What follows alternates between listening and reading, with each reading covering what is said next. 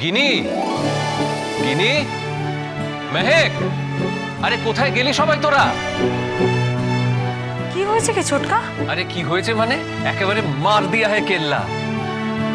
এতদিনে পরিশ্রমের ফল পেয়েছে গীতা। কেন, কি হয়েছে? আজকে কোর্টে তো কেসের ডেট ছিল।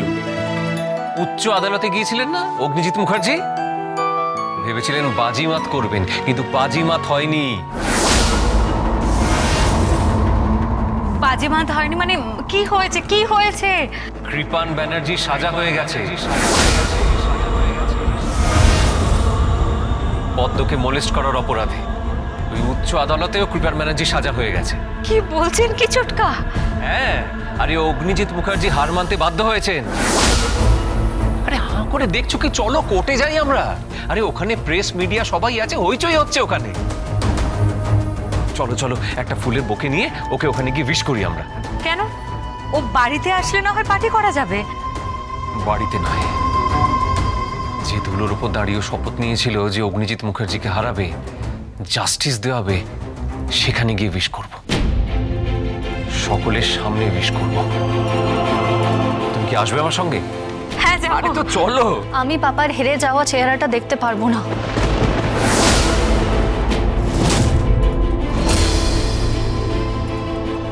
মেহেক, হ্যাঁ, আমি কিছুতেই আমার পাপার হেরে যাওয়া চেহারাটা দেখতে পারবো না। প্লিজ, আমি গীতা বৌদিকে ক্ষমা করতে পারবো না, আর আমি আমি আমি নিজেকেও কোনোদিনও ক্ষমা করতে পারবো না। এখন তো মনে হচ্ছে যে কৃপানের সঙ্গে আমার বিয়েটা হয়ে গেলেই ভালো হতো।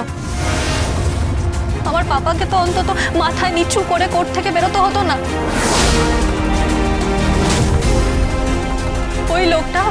ওই লোকটা সারা জীবন মাথা উঁচু করে এসেছে, আর আজকে ওই লোকটা মাথায় নিচু করে কোর্ট থেকে বেরোবে, এটা আমি কিছুতেই দেখতে পারবো না, কিছুতেই না।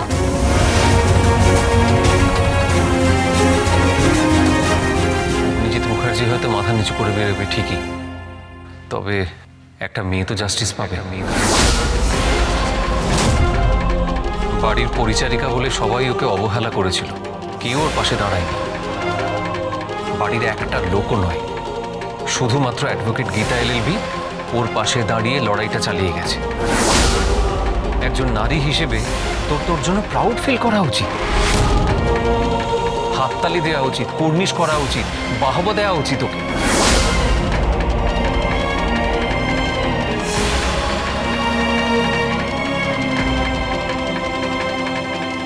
চলো দিন। কিছুতেই না, আমি কিছুতেই ক্ষমা করতে পারবো না।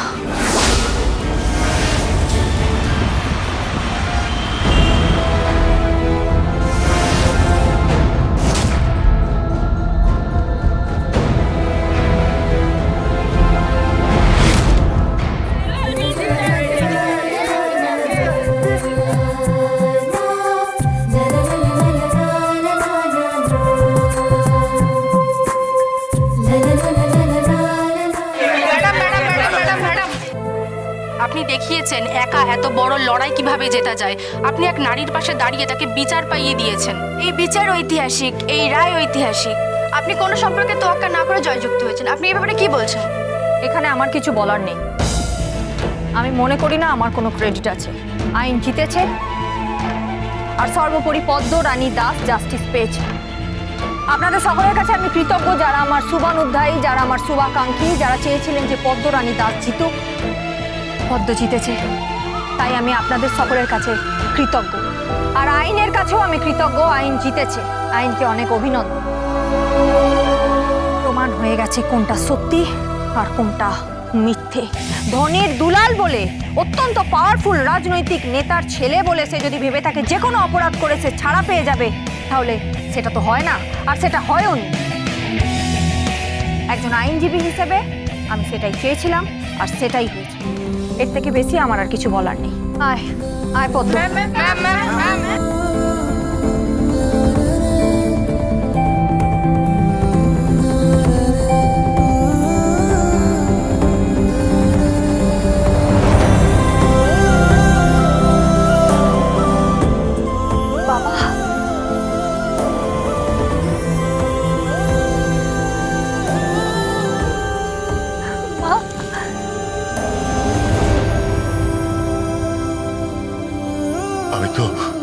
আমি তো এই দিনটার জন্য অপেক্ষা করেছিলাম রে মা।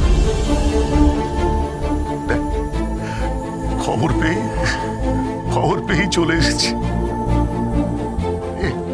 তুই তো বাজি মাত করে দিয়েছিস রে, একেবারে বাজি মাত করে দিয়েছিস। হ্যাঁ, তুই আমার অহংকার রে মা, তুই আমার অহংকার, তুই আমার মান রেখেছিস। আমার সঙ্গে হয়ে যাওয়া সমস্ত অন্যায় তুই কিন্তু প্রতিশোধ নিয়েছিস। তুই আমার সঙ্গে হয়ে যাওয়া চক্রান্তের তুই বদলা নিয়েছিস রে মা। তোকে অনেক আশীর্বাদ করে দিই মা, অনেক আশীর্বাদ করে তুই দীর্ঘজীবী হ মা। তুই দীর্ঘজীবী। আর যত অসহায় মেয়ে আছে তুই তাদের পাশে দাঁড়াবি মা, একবার তাদের হয়ে তুই লড়বি, লড়াই কর।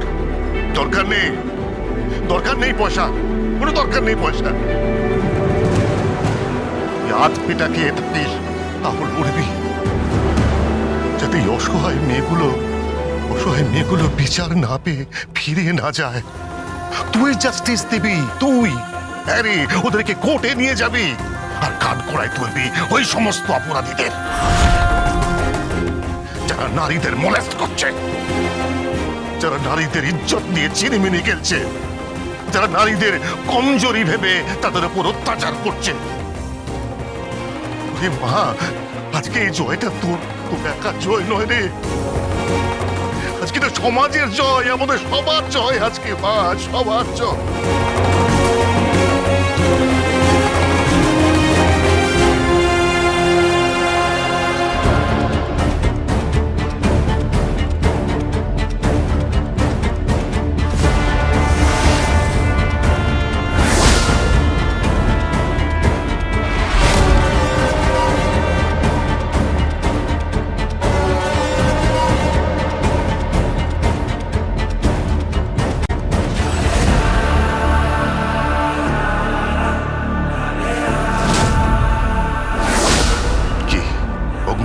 মুখার্জি,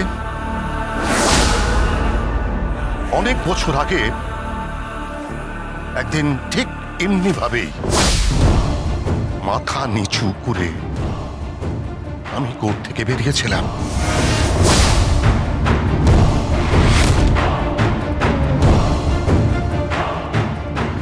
আর আপনি এসেছিলেন।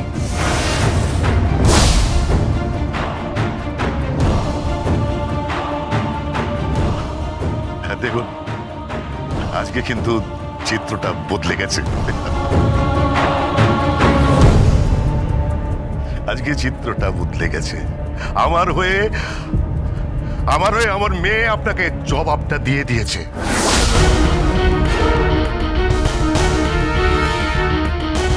আজকে আমি আসবো।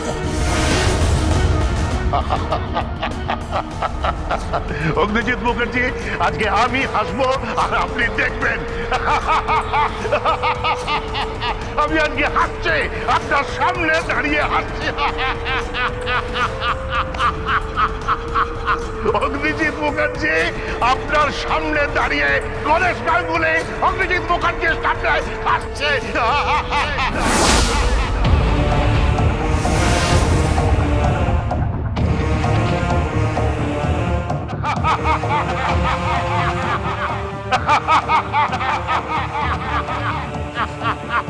কি হচ্ছেটা কি করছোটা কি? এটা কোর্ট, কি করছোটা কি তুমি? মাফ করবেন, ওনাকে ক্ষমা করবেন, মাফ করে দেবেন ওনাকে। আপনি কিছু মনে করবেন না।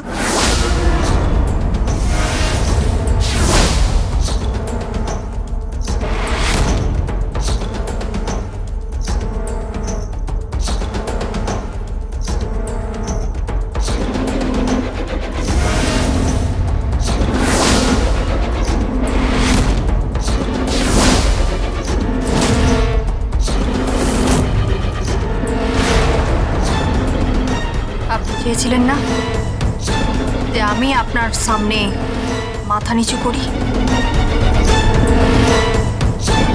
কিন্তু একজন উকিল হিসেবে নয়, আপনি আমার শ্বশুর মশাই, আর আমি পুত্রবধূ হিসেবে আপনার সামনে মাথাটা নিচু করব, মাথাটা।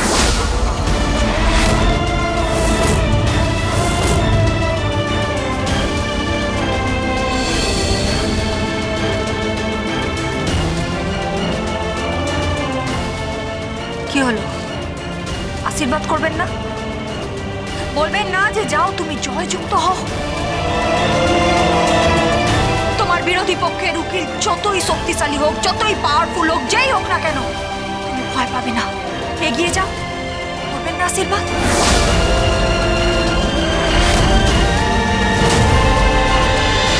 Gita LLB